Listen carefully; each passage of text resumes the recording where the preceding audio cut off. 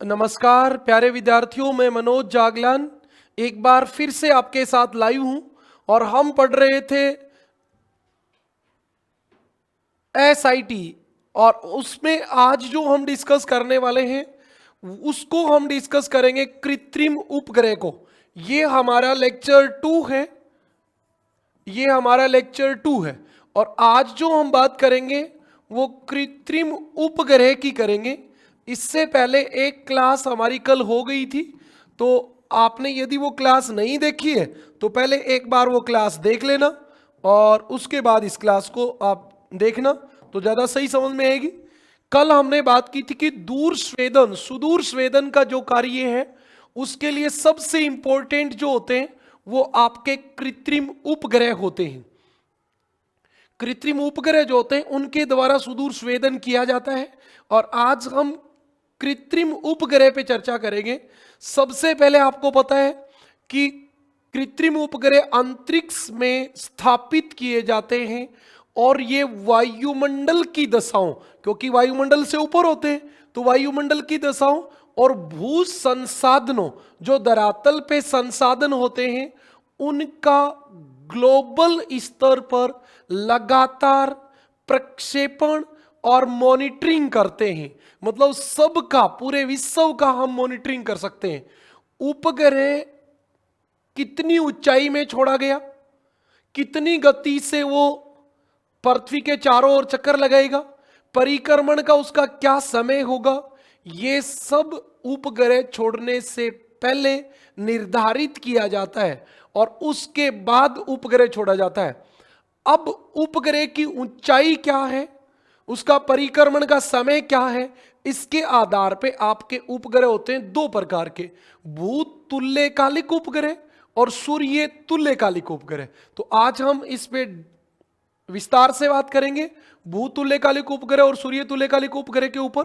तो आप जल्दी से जुड़ जाइए क्लास से और आज की बात को समझिए। कृत्रिम उपग्रह, कृत्रिम उपग्रह सुदूर स्वेदन। कल मैंने आपको बताया था सुदूर स्वेदन होता क्या है, किसी वस्तु को बिना छुए दूर से उसके बारे में जानकारी एकत्रित करना। सुदूर स्वेदन के ऐसे प्लेटफॉर्म होते हैं,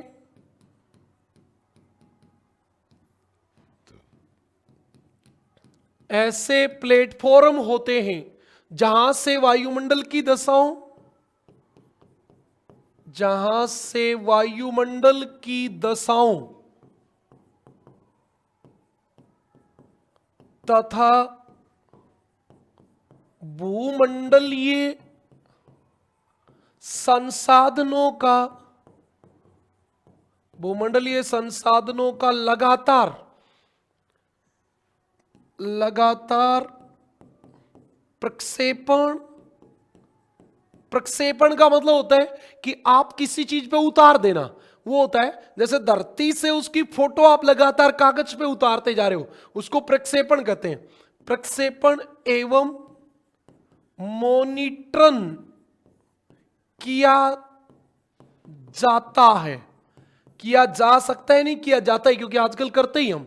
ओके, अगली बात, किसी भी उपग्रह को छोड़ने से पहले, उपग्रह को छोड़ने से पहले, छोड़ने से पहले उसकी ऊंचाई, उसकी ऊंचाई, वेग, वेग, परिक्रमण अवधि, मतलब पृथ्वी के चारों ओर एक चक्कर कितने समय में लगा देगा, परिक्रमण अवधि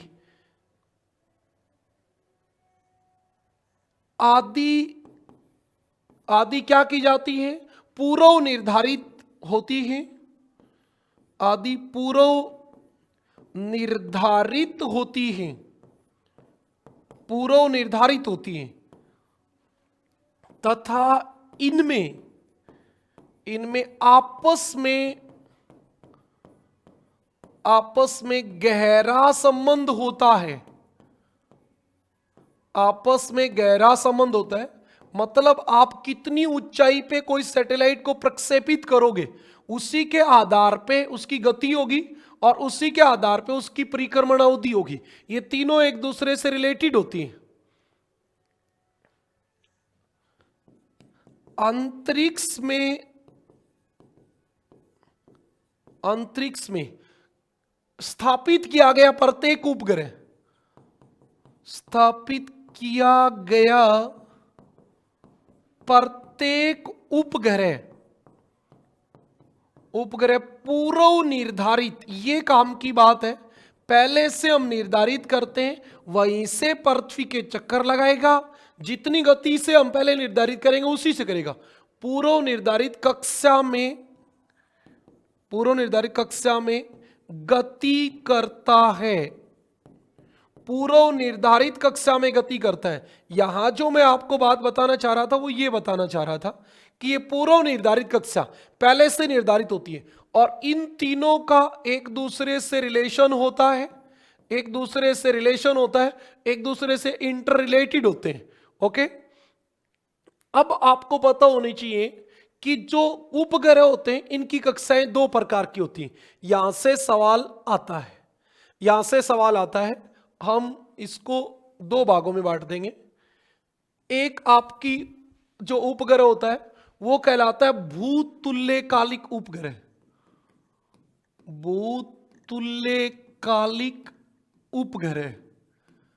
और एक आपका होता है सूर्य तुल्यकालिक उपग्रह।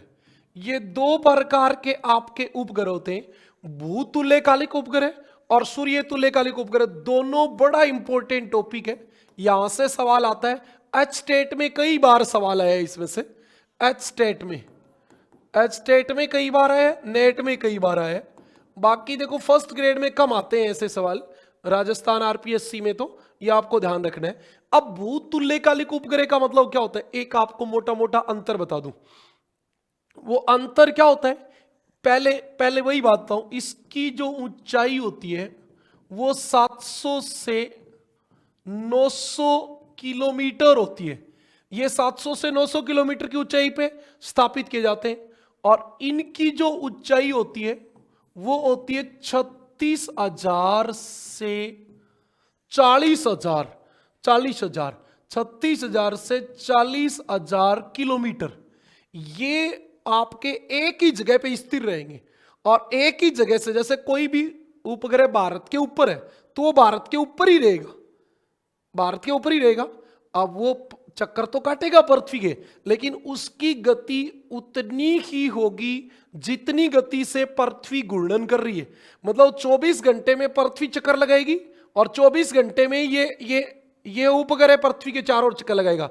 तो जो उपग्रह पृथ्वी के ऊपर है वो जैसे जैसे पृथ्वी घूमती जाएगी वैसे वैसे उस भारत के ऊपर ही रहेगा, और भारत के ऊपर ही रहेगा तो लगातार भारत को वो क्या करता रहेगा, मतलब जो भी डाटा दे रहा है वो देता रहेगा।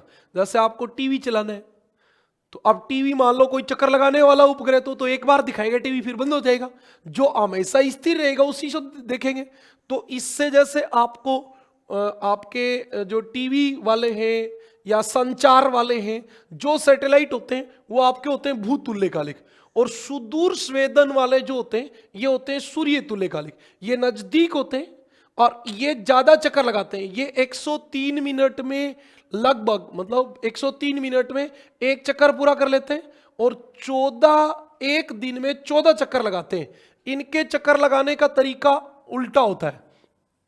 जैसे पृथ्वी है तो ये जो होते हैं ना, ये आपके चक्कर लगाते हैं 81 तक, 82 डिग्री जो होता है ना 81, और नीचे भी 81 डिग्री के बीच में, इसके बीच में चक्कर लगाते हैं। और लगाते कैसे, जैसे ऐसे।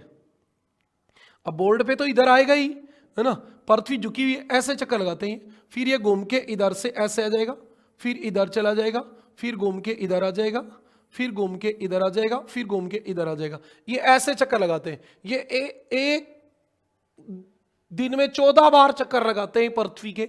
ये भी बात आपको पता होना चाहिए। इनका धरातल पर वेग होता है, ये आपके 1 सेकंड में 6 किलोमीटर को कवर कर देते हैं। तो ये बात आपको पता होनी चाहिए। ओके, अब शुरुआत करता हूं मैं। इनकी ऊंचाई कितनी होती, ये बात हमने बता दी। नंबर दो बात देखिए, ये उपग्रह पृथ्वी की घूर्णन गति, पृथ्वी की घूर्णन गति से समानता रखते हुए पृथ्वी के चक्कर लगाते हैं, अर्थात किसी भी स्थान के ऊपर लगातार बने रहते हैं। कोई भी उपग्रह भारत के ऊपर है तो वो भारत के ऊपर ही रहेगा, ये वाली बात है। अतः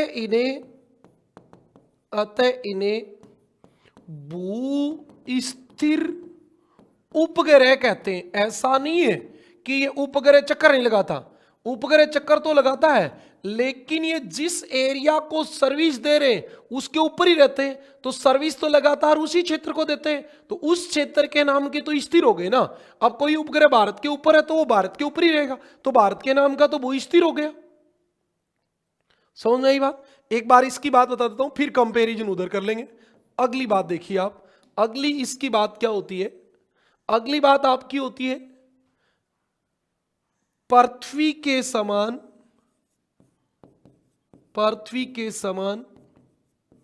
पश्चिम से पूर्व 24 घंटे में एक चक्कर लगाते हैं। अब मेरी बात को तो आप समझ गए, तो आपको ये बात सोचने की जरूरत नहीं है, इस बात की कोई वैल्यू ही नहीं है, और नहीं तो आपको पता ही है ना। हाँ, अब देखिए आप अगली बात, अंतरिक्ष में इनकी स्थिति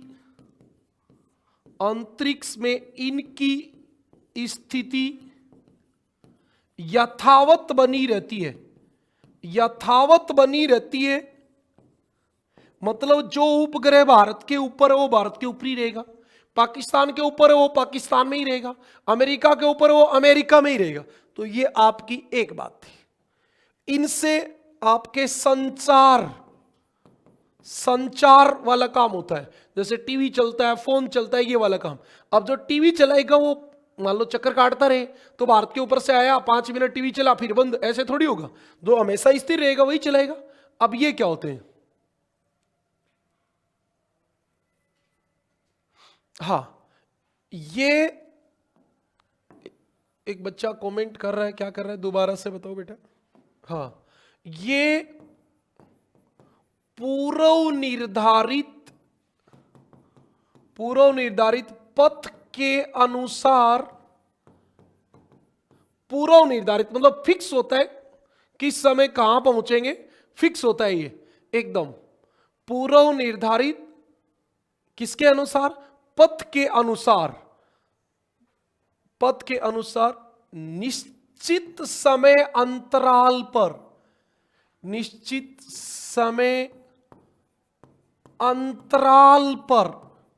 कोई भी निश्चित समय अंतराल होता है, निश्चित समय अंतराल पर नहीं, निश्चित समय अंतराल पर नहीं, के अनुसार, निश्चित समय अंतराल के अनुसार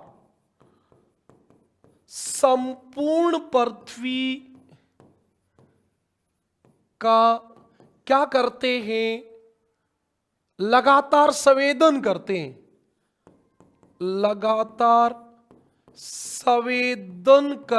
हैं, मतलब पूरी पृथ्वी का चित्र बना देते हैं। आपने द पोखरण फिल्म देखी है क्या? द पोखरण फिल्म देखी तो उसमें एक ये होता है कि अमेरिका का सैटेलाइट भारत के ऊपर से गुजरेगा, तब सब पोखरण में वैज्ञानिक जो होते हैं वो अंडरग्राउंड हो जाते हैं, और जैसे वो ऊपर से निकलता है उसके बाद परमाणु बम का परीक्षण कर देते हैं, तो वो अमेरिका का सैटेलाइट होता है। तो ऐसे हर देश में फिक्स होता है कि कौन सा सैटेलाइट कब आपके ऊपर से गुजरेगा। तो ये कहता है निर्धारित पथ के अनुसार, निश्चित समय अंतराल के अनुसार संपूर्ण पृथ्वी का लगातार संवेदन करते हैं। ये भारत के ऊपर रहेगा तो भारत पे ही रहेगा, ये पूरी पृथ्वी का लगाता है, ये वाली बात होती है। इसकी गति कितनी होती है? गति हमने इसमें लिखा था कि एक 24 घंटे में चक्कर लगाता है। हाँ, गति 103 मिनट में एक चक्कर लगाता है, अर्थात एक दिन में कितने चक्कर लगेगा? 14 चक्कर लगाएगा। ये एक दिन में 14 बार पृथ्वी के चारों ओर चक्कर लगाएगा। हाँ, धरातल पर इसका वेग कितना होता है? धरातल पर वेग मतलब धरातल पर कितने की स्पीड से, ऐसे कितनी स्पीड से आगे बढ़ता है, तो ये 6.46 किलोमीटर प्रति सेकंड। कोई भी देश का उपग्रह आपके देश के ऊपर से गुजरेगा तो 6.46 किलोमीटर प्रति सेकंड की गति से आगे बढ़ेगा। ये कौन से उपग्रह होते हैं? ये सुदूर स्वेदन वाले उपग्रह होते हैं। इनमें ऐसे पता चल जाता है कि कल क्या था और आज क्या बदल गया, ऐसे पता चल जाता है। सुदूर स्वेदन वाले उपग्रह होते हैं।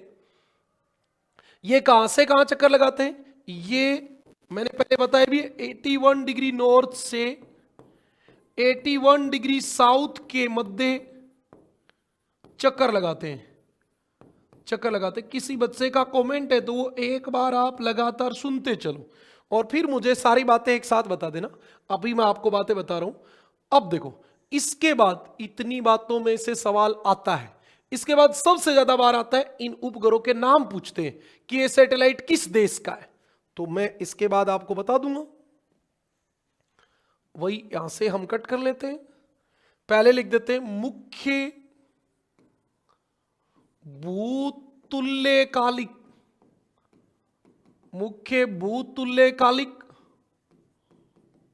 उपग्रह, और इधर हम लिख देंगे मुख्य सूर्यतुल्यकालिक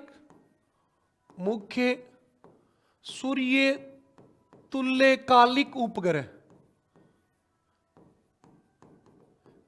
इस टॉपिक में आपको ज्यादा नहीं, मैंने जितनी पीडीएफ भेज दी आपको, जिस बच्चे के पास 12th किताब नहीं है तो मैंने आज भेज दी है। इसमें बोर्ड में भी मैंने आगे लगा रखी है, आपको दिखाऊंगा क्या क्या पढ़ना है आपको उसमें से, है ना। तो ये पढ़ लेना है। जैसे आप देखिए, इसमें मुख्य उपग्रह कौन से होते हैं? आपने कभी नाम सुना हो? GOES सुना है क्या? ये किसका होता है? यूएसए का उपग्रह होता है। किसका होता है? यूएसए का।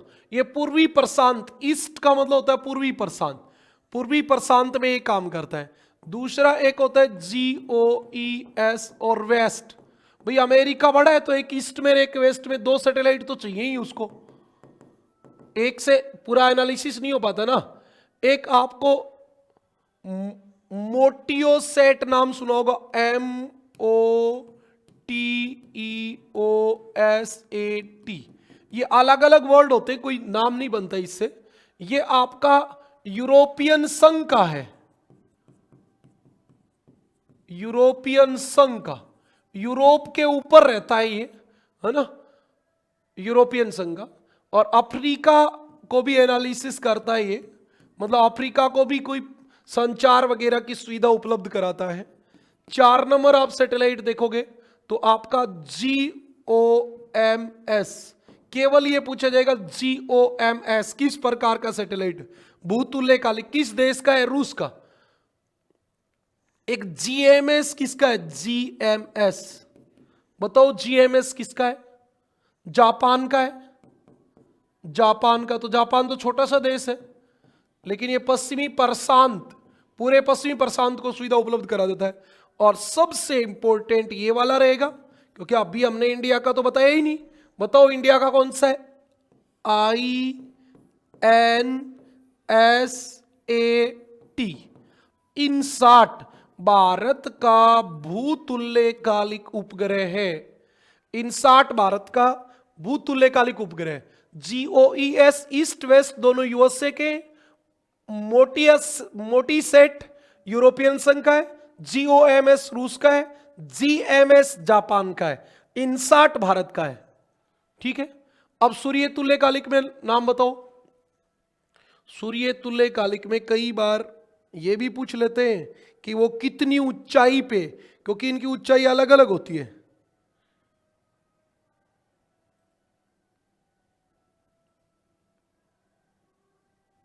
बताओ, कोई विशेष बात है तो बताइए भी आप।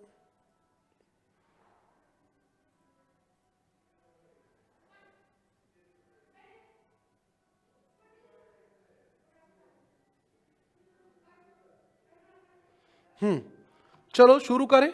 सूर्य तुल्यकालिक क्या आप एग्जाम्पल बताओ। एक बच्चे ने लिखा लैंड सेट, बिल्कुल सही बात है। ये आपका लैंड सेट सूर्य तुल्यकालिक उपग्रह किस देश का है? यूएसए का। यूएसए का। ये 700 से 800 किलोमीटर ऊंचा है। 700 से 800 किलोमीटर ऊंचा है। 705 से 815 किलोमीटर के बीच स्थापित किया गया है। एक आपका निम्बस है, NIMBUS। NIMBUS, बताओ ये क्या है?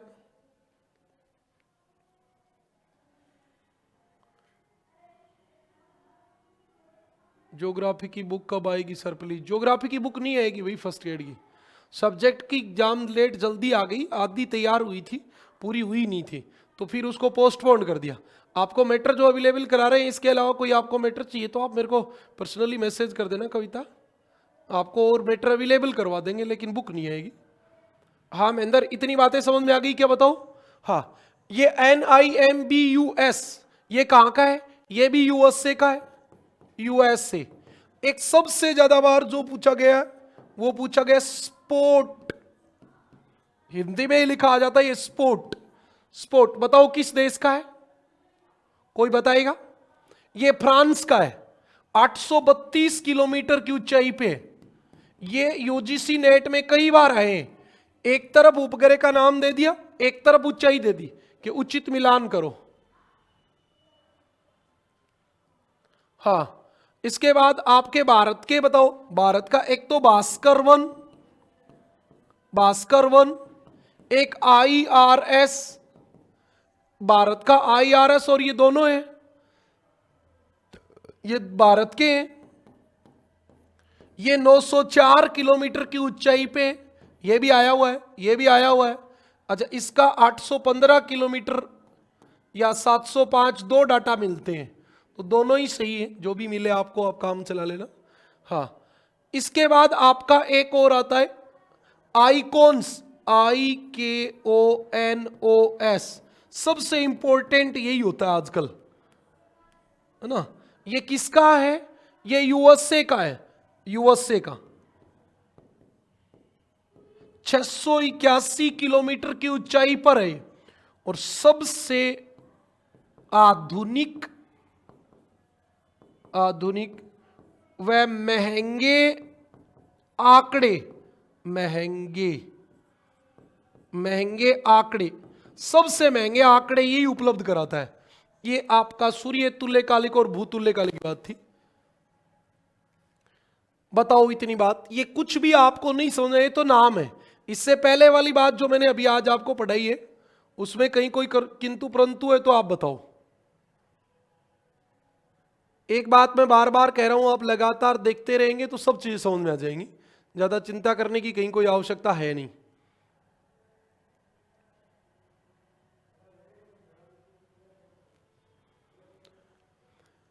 हाँ, इतनी बात समझ में आप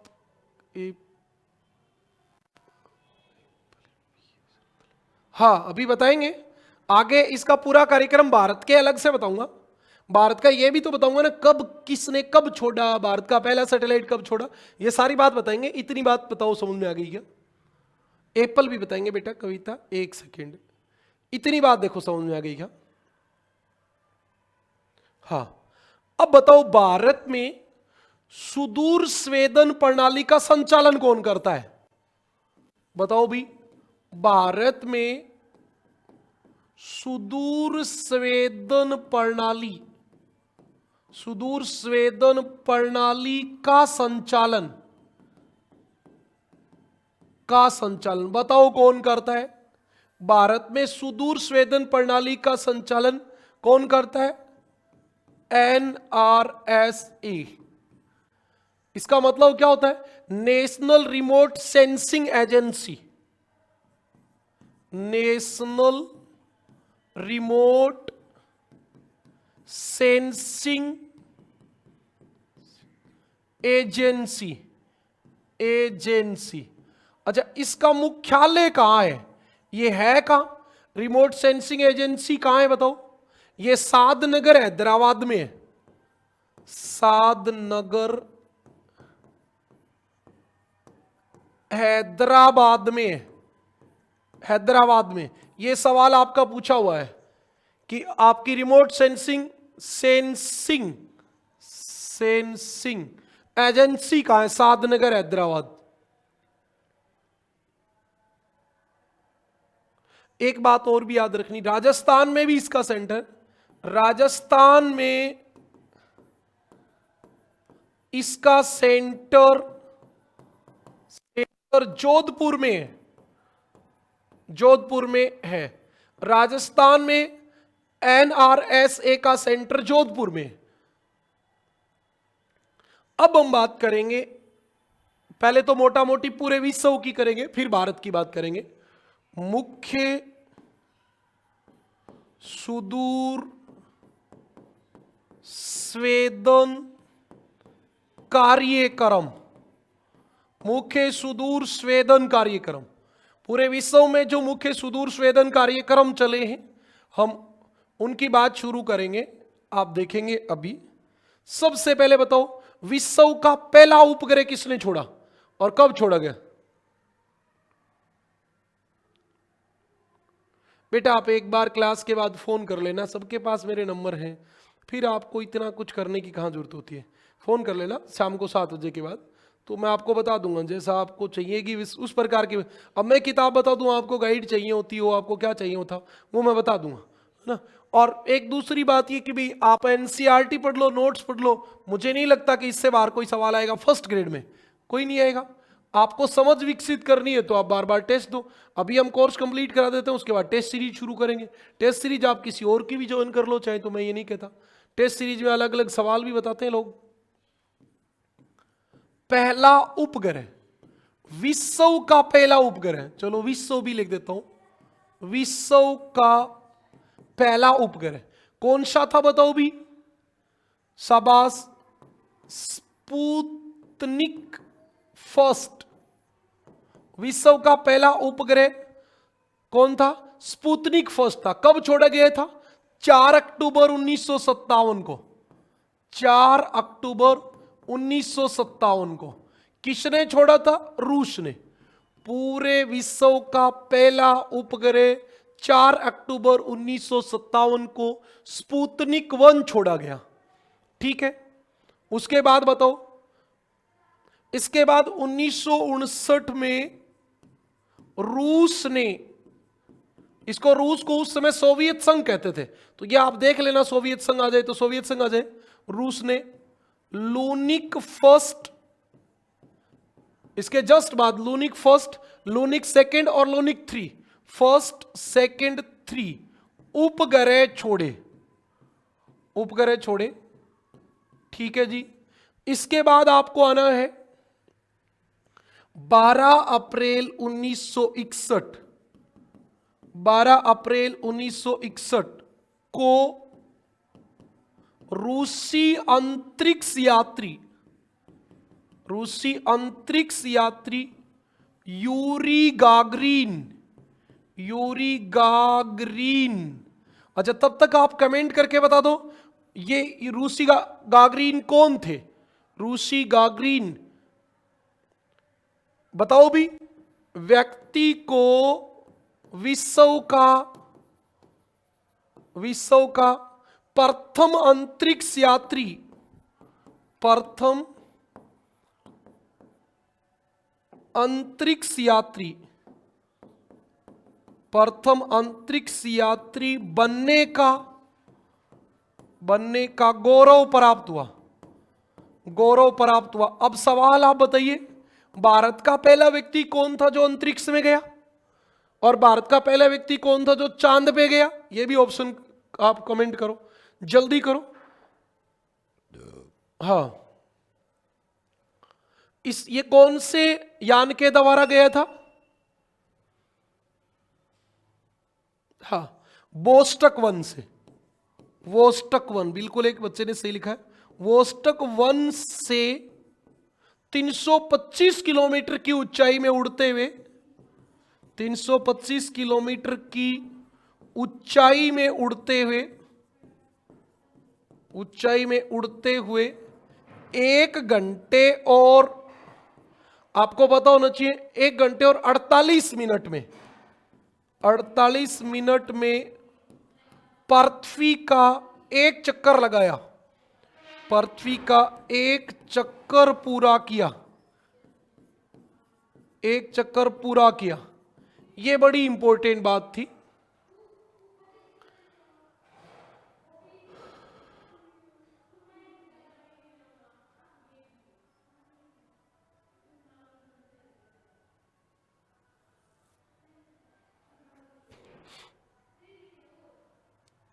चलो अगली बात पे चलते हैं। अमेरिका की तरफ से पहली बार कौन गया था अंतरिक्ष में?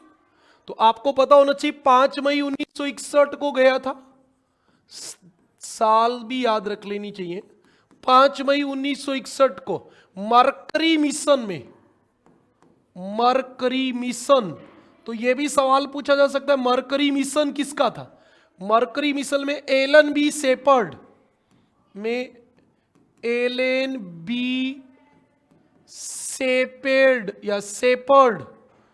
को प्रथम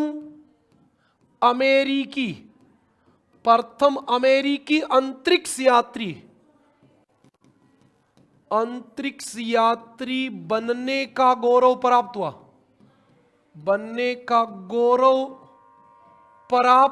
हुआ। बिल्कुल सही बात है। और लेकिन इन्होंने पूरा चक्कर पूरा नहीं किया था। पूरा चक्कर लगाने वाला पहला अमेरिकी था जोहन ग्लेन। ये भी बता देता हूं, जोहन ग्लेन पृथ्वी का अंतरिक्ष में चक्कर पूरा करने वाला प्रथम अमेरिकी था। यह बिल्कुल सही बात है। अच्छा,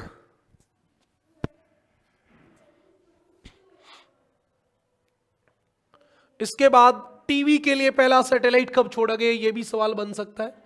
तो 23 जुलाई 1962 को 23 जुलाई 1962 को आपको इसके याद रखना पड़ेगा। 1 महीने बाद, 1 साल बाद, कितने दिन बाद, ऐसे कोई सेटिंग बना लेना अपने दिमाग में। 23 जुलाई 1962 में यूएसए ने क्या छोड़ा? टेलस्टार उपग्रह छोड़ा। टेलस्टार उपग्रह छोड़ा जिससे अटलांटिक के आर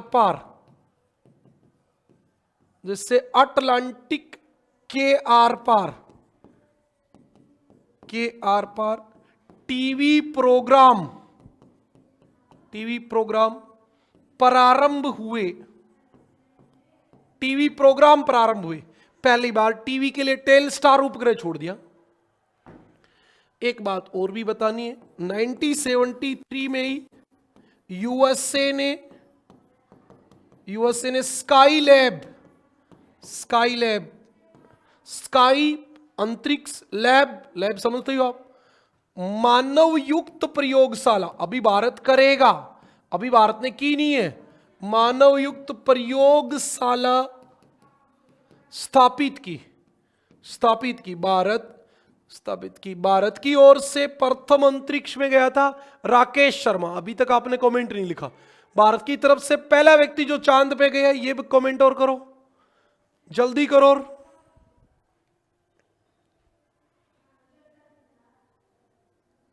ये सारे जो उपग्रह हैं ये सूर्य तुल्यकालिक चल रहे हैं, अभी तक ये सूर्य तुल्यकालिक चल रहे हैं।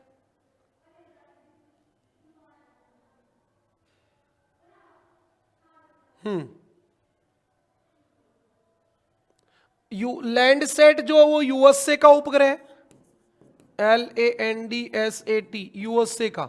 मैंने लिखा नहीं क्या उधर? लिखा होगा यार, लैंडसेट यूएसए का, ऐसे नहीं लिखा क्या? ये लिख रखा लैंडसेट यूएसए का है, सबसे पहले ही लिखा है भाई। आपने दोबारा पूछा कि सर लैंडसेट किसका उपग्रह है? लैंडसेट यूएसए का है, सूर्य तुल्यकालिक उपग्रह।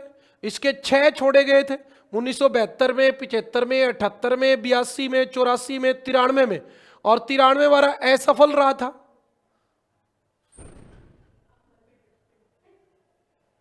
हाँ, 900 किलोमीटर की ऊंचाई पे था, ये वाला 705 था, ये लास्ट वाला 705 किलोमीटर था, और पहले वाले लैंडसेट जो थे वो 900 किलोमीटर की ऊंचाई पे थे। वहां मैंने बताई भी है ये बात। हाँ,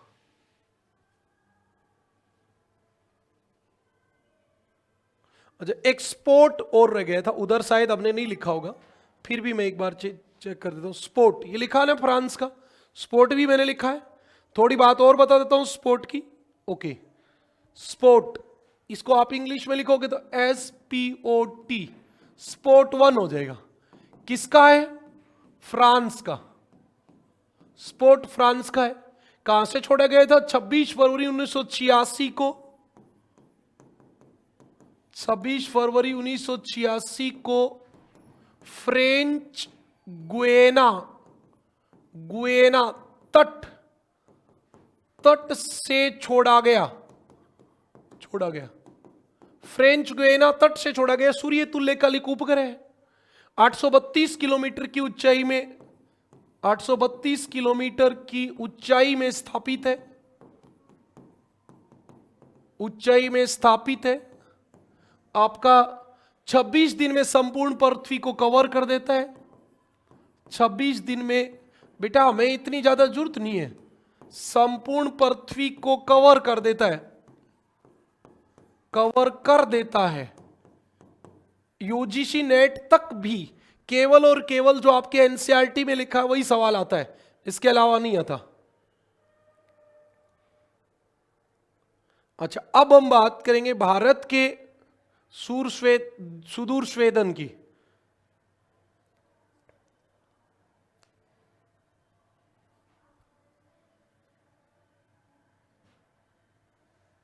अच्छा, भारत में सुदूर स्वेदन की शुरुआत किसने की?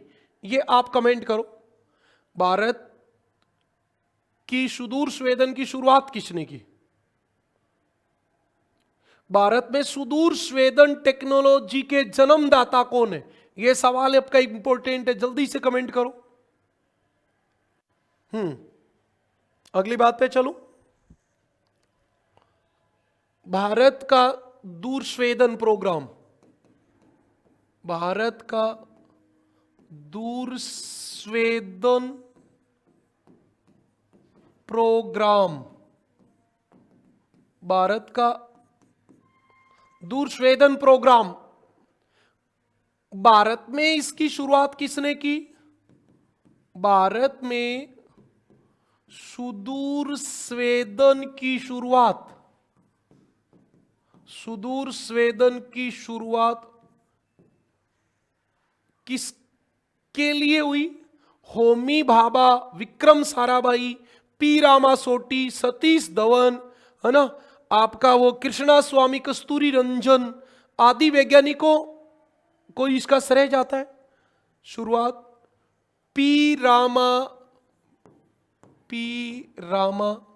क्या नाम है? पी रामा पीसा रोटी,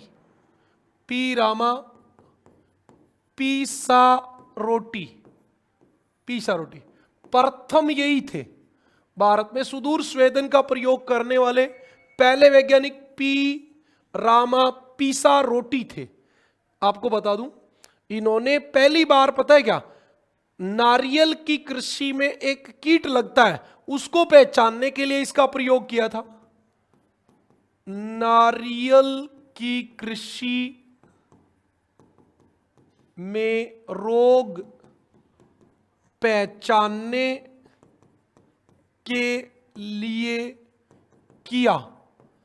हाँ, इसके अलावा योगदान किसका रहा? भारत में सुदूर स्वेदन की शुरुआत पी रामा पीशारोटी द्वारा सबसे पहले की गई।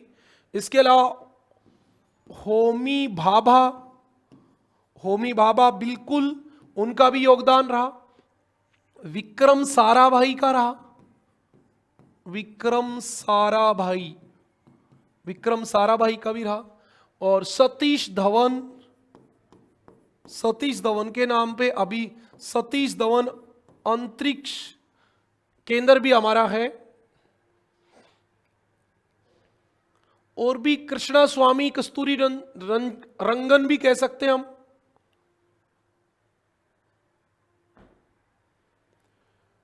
ठीक है जी, शाबाश, पीस रामा पिश्रोते, कविता ने कहीं गाइड में पढ़ा है। शाबाश बेटा, आपने अच्छा लिखा है। हाँ, ये पी रामा पीशारोटी यही नाम है जो मैंने लिखा है।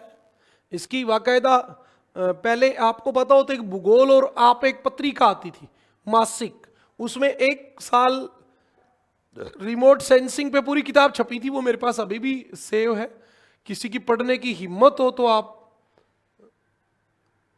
मेरे से मंगवा भी सकते हो, उसकी पीडीएफ बना के भेज दूंगा आपको। हाँ, लेकिन थोड़ी लैंग्वेज बहुत टेढ़ी है उसकी। हाँ, शुरू करते। भारत में प्रयोगात्मक अंतरिक्षीय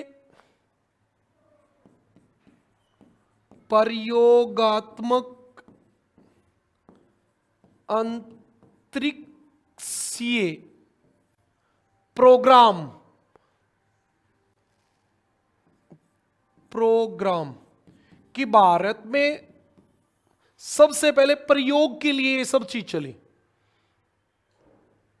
हाँ, भारत में सुदूर स्वेदन की शुरुआत कब हुई? तो भारत में सुदूर स्वेदन की शुरुआत 1960 के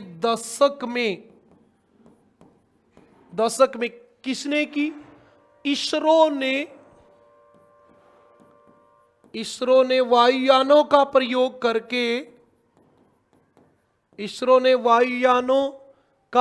करके कृषि भूमि उपयोग, वायुयानों का प्रयोग करके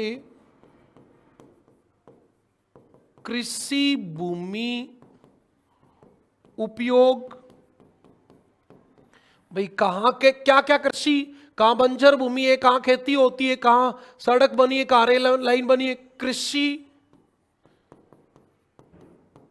वनों के प्रकार, कृषि वनों के प्रकार, मिट्टियों के प्रकार आदि से संबंधित, मिट्टियों के प्रकार आदि से संबंधित हवाई सर्वेक्षण किए। काम की बात इतनी है कि आपसे सवाल पूछ लिया जाए, भारत में सुदूर स्वेदन की शुरुआत कब हुई? 1960 में। किसने की? इसरो ने। बस ये काम की बात है। हाँ, अगली बात, वास्तविक शुरुआत तो तब होगी जब हम उपग्रह छोड़ेंगे। तो वास्तविक शुरुआत, भारत के पहले उपग्रह का नाम कमेंट करो।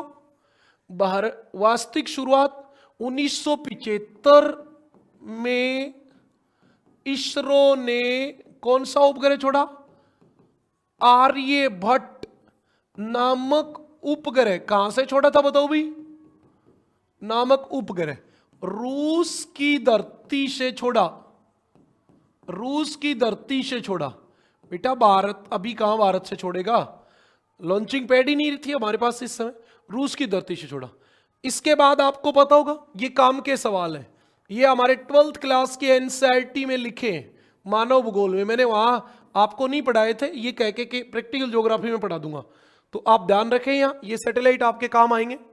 पहला उपग्रह आर्यभट्ट छोड़ा, इसके बाद जुलाई 1979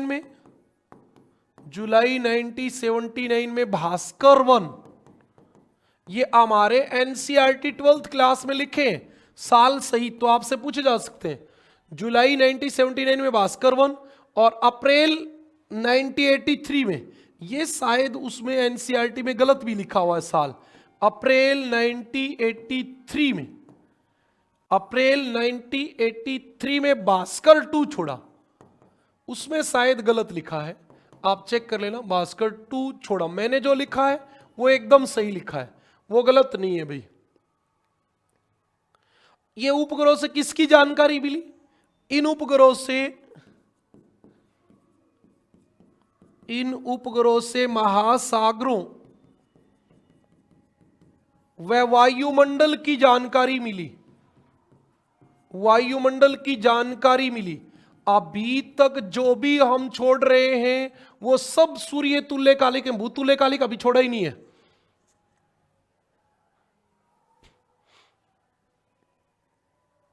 कितनी ऊंचाई में छोड़े गए थे?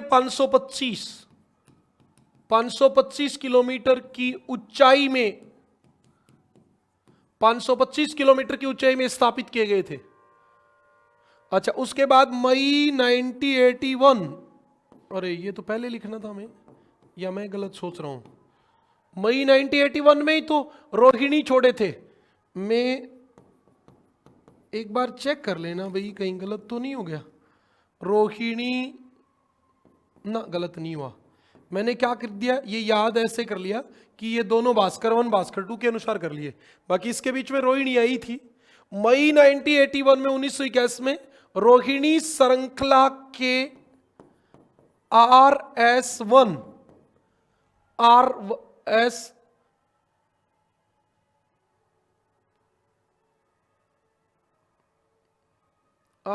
थोड़ी था, RSD1 था, सही बात है, RSD1 था। एक बार बताओ रे क्या था?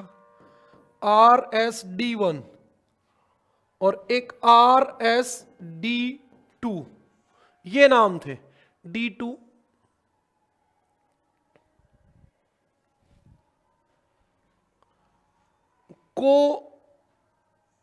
को 4000 किलोमीटर की ऊंचाई में श्रीहरिकोटा, ये काम की बात है, श्रीहरिकोटा से छोड़ा गया। अब ये भी बता दूं, SLV3 से छोड़ा। ये SLV का मतलब होता है satellite launcher vehicle, satellite launcher vehicle से छोड़ा। और एक बात और याद रखनी है, ये पूर्णतः क्या थे? हाँ, ये पूर्णतः स्वदेशी थे, पूर्णतः स्वदेशी थे, मतलब भारत ने ही बनाए और भारत ने ही छोड़े और भारत से ही छोड़े, तो ये आपके पूर्णतः स्वदेशी थे। ये हमारे सैटेलाइट के प्रयोगात्मक की बात थी। एक बार चेक करना रहे इनमें कोई गलत तो नहीं बता दिया है। अब सूर्य तुल्यकालिक पे चलेंगे। पहला सूर्य तुल्यकालिक उपग्रह कब छोड़ा गया था बताओ? इसके जस्ट बाद छोड़ा था, मई के बाद, 19 जुलाई 1981 में। जल्दी कमेंट करो। 19 जुलाई 1981 में कौन सा उपग्रह छोड़ा गया? भारत ने एप्पल नामक में, भारत ने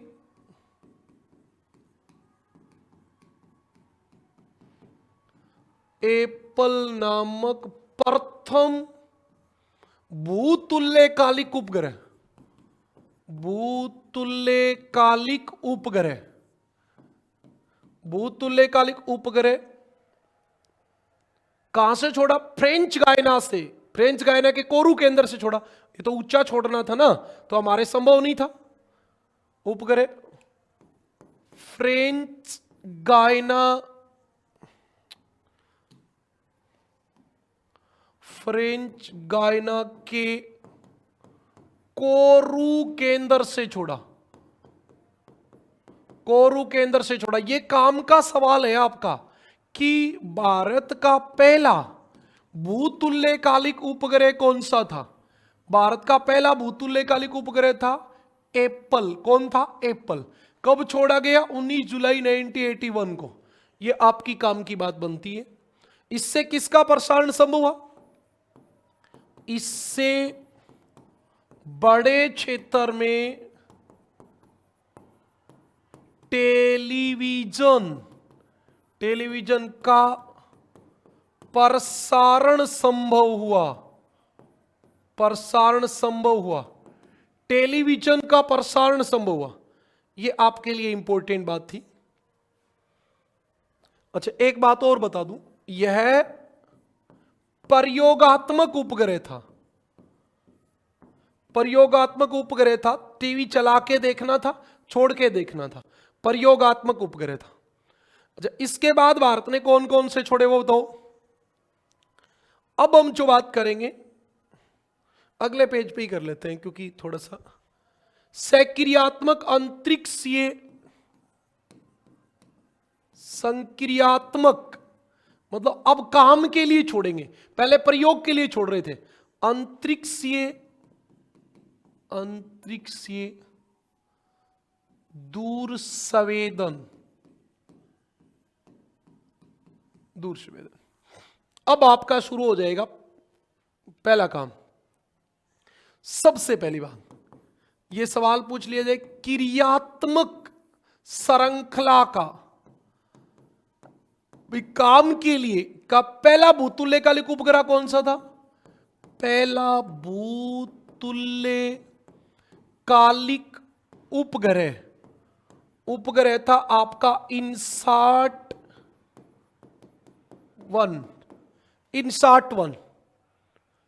वन था।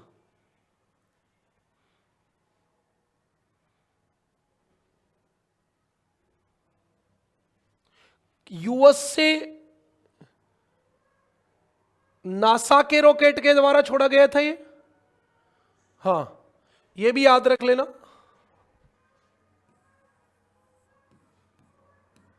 नासा के रॉकेट द्वारा छोड़ा गया।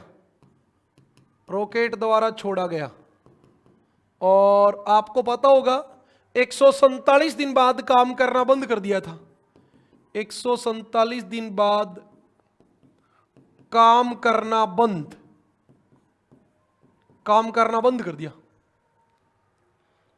अगला उपग्रह बताओ कब छोड़ा गया? INSAT इनसाट 1B, क्योंकि ये तो असफल हो गया तो इनसाट 1B आएगा।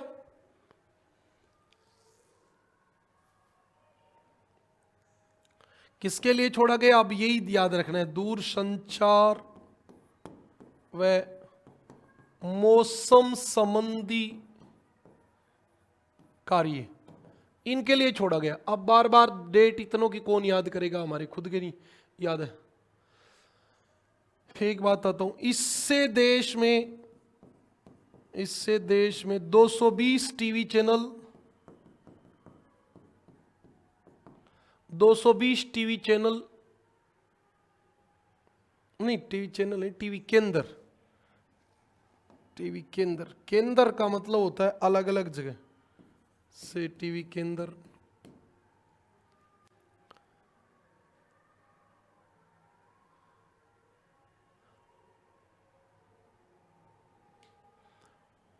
मौसम विभाग के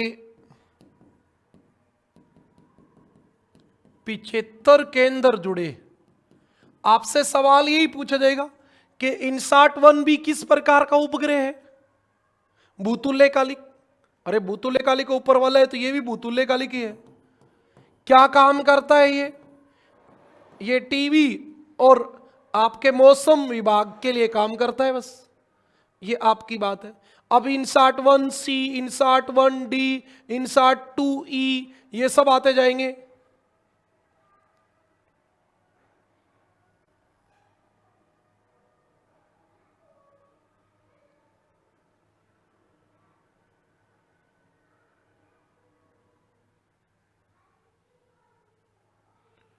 अच्छा, एक और थोड़ा सा भारत का एक प्रसिद्ध प्रोग्राम रहा था वो और बता देता हूं। 26 मई 1999, 26 मई 1999 को भारत ने क्या किया, इसरो ने अपने स्वयं द्वारा निर्मित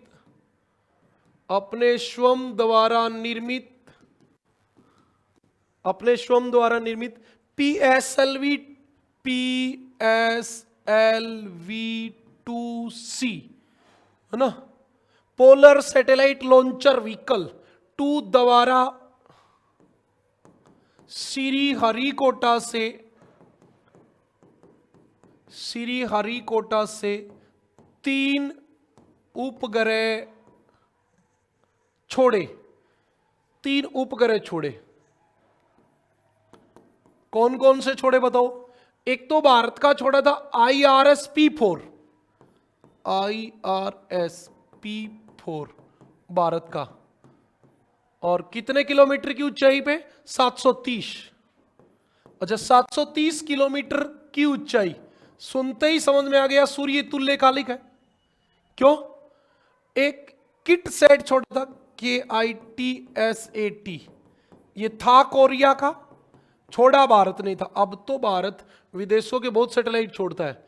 एक टुब सेट था TUBSAT, ये टुब सेट था आपका जर्मनी का। ये सब सूर्य तुल्य कालिक थे, सूर्य तुल्य कालिक। अच्छा, चंद्रयान 1 कब छोड़ा था भारत ने बताओ?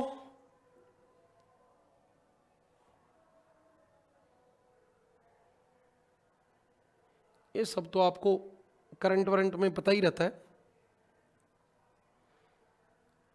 बताओ, यहां आपका सुदूर स्वेदन कंप्लीट हो गया। अब हम कल जो बात करेंगे वो GIS की करेंगे। GIS कल जारी रहेगा, GIS कल जारी रहेगा। अब देख लेना, इसमें मैंने आपके लिए ये इसके साथ जोड़ दिया स्थानिक सूचना प्रौद्योगिकी क्या है। तो आप इसमें देख रहे हो शब्द स्थानिक की उत्पत्ति स्थान से हुई है। तात्पर्य भौगोलिक रूप से परिभाषित क्षेत्र जिसके भौतिक रूप से माप योग्य आयाम पर लक्षणों और परिघटनाओं के वितरण से है। इसमें आपके GPS, GIS, सुदूर स्वेदन, वैश्विक स्थिति निर्धारण यानी GPS, ये सब इसमें आते हैं। फिर आपका ये आ गया भौगोलिक सूचना तंत्र। मैंने कहा था NCERT में 1970 लिखा है, ये आपका यहां लिखा है 1970। भौगोलिक सूचना तंत्र के प्रकार ये आपके ये आ गए। इसमें एक काम की बात है, ये रेखा वाला होता है, ये क्षेत्र वाला होता है, ये निर्देश बिंदु होता है। ये आपकी विधियां आ गई, ये आपके आंकड़े आ गए, आंकड़ों में इन चीजों की जरूरत होती है। प्रक्रिया आ गई, ये आपके आंकड़ों के प्रकार आ गया। एक आ गया रेस्टर और एक आएगा वेक्टर। आप ये दोनों याद कर लेना, रेस्टर और वेक्टर। ये वेक्टर आ गया, ये वेक्टर है डॉट डॉट वाला, ये लाइनर वाला वेक्टर है और वो रेस्टर था। ये दोनों आपको पता होना चाहिए। ये सबसे इंपॉर्टेंट, कल जब हम पढ़ेंगे तो ये पढ़ेंगे। ये इंपॉर्टेंट की पावर 10 लाख इंपॉर्टेंट है। जितनी जीरो लगे उतनी इतनी इंपॉर्टेंट है। सबसे ज्यादा बार RPSC में सबसे ज्यादा बार सवाल इसी से आया है। ये आपका वेक्टर क्या होता है, रेस्टर क्या होता है, ये देखो, ये आपके हैं। ये इसमें डॉट डॉट दे रहा है, इसमें ऐसे दे रहा है, ये एक ही चीज है। ये भौगोलिक सूचना तंत्र है आपका सारा। इसमें सब कुछ मैंने आपको लगा के इसलिए दे दिया कि बोर्ड के द्वारा एक तो ये PDF आपके पास पहुंच जाएगी। ये ऐसे आपके इमेज बनते हैं। ये 1-2 सवाल भी देख लेना इसके। ओके, आज के लिए इतना ही। कल हम जब मिलेंगे तो आगे की बात करेंगे।